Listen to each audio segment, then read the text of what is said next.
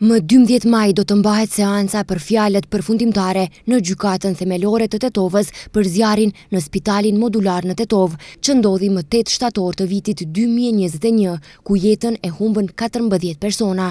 Gjatë seancës në kuadër të rigjykimit u prezantuan dëshmitë e dhëna nga dëshmitarët nga gjykimi paraprak. Nga ana e prokurorëve të Tetovës u lexuan dëshmitë për shkak të efikasitetit të procedurës gjyqësore dhe këto dëshmitar nuk u ftuan të dëshmojnë në me prezencë fizike. Ndërkaq, avokatët mbrojtës të ish-drejtorit të Spitalit Klinik të Tetovës, Florin Besimit, kishin planifikuar që të vinë të dëshmojnë 3 dëshmitar, megjithatë të njëjtët nuk u paraqitën në seancë dhe kjo u tërhoq si pikë kurse u ra dakord që përbazë të merren dëshmitë e dhëna në gjykimin e parë. Mbrojtja e Florin Besimit po ashtu kërkoi që të dëgjohen ekspertët të cilët e kanë përgatitur ekspertizën pas zjarrit, por kjo nuk u pranua.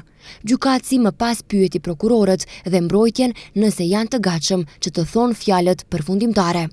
Prokuroria u shpreh e gatshme, ndërkaq avokatët e të akuzuarve kërkuan që gjykata të u jep kohë që të përgatiten për fjalët përfundimtare. Për zjarrin në Spitalin Klinik të Tetovës akuzohen ish-drejtori Florin Besimi, ish-drejtori ekonomik Artan Etemi dhe Spitali i Tetovës si person juridik. Besimi dhe Etemi akuzohen për veprën penale, krime të rënda kundër sigurisë publike, ndërsa Spitali Klinik i Tetovës për veprën penale, shkaktimi rrezikut të përgjithshëm. Rasti rigjykohet pasi gjykata e apelit të Gosivarit e ka kthyer lëndën në gjykatën themelore në Tetov.